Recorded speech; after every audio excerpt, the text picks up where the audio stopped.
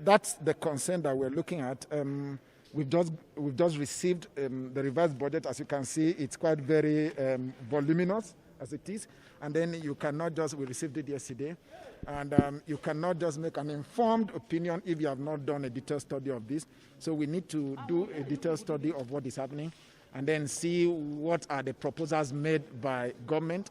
It is there and then that we will know what do they have as a source of funding, what is the revenue, where is the revenue coming from, what is the budget deficit, and then we can now justify whether we need to borrow or not to be able to fund the budget. So we have to take everything in totality to begin to look at it. But the issue is not even the borrowing. The issue is making sure that the money borrowed has to go into addressing the dislocation, the disruption that we have had in the economy due to, one, the COVID-19 pandemic, and secondly, the drop in oil price. So it's not about the borrowing. It's about making sure that those money goes directly to address the challenges that we have.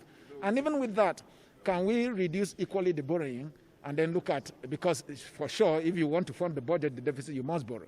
The question is, to what extent? We've talked about issues of reforms of certain monies called some loots.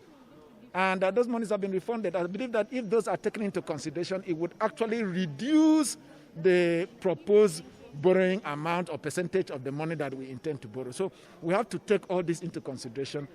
The question now is not who is right or wrong. The question now is what do we do to Nigerians now that COVID-19 has shot a very sharp arrow into the heart of globalization. And everyone is going to be looking, is going to be nationalistic, looking inward to try to find solutions to their own problems. So how can we encourage the local economy to find solutions to the problem that we are being faced with going forward?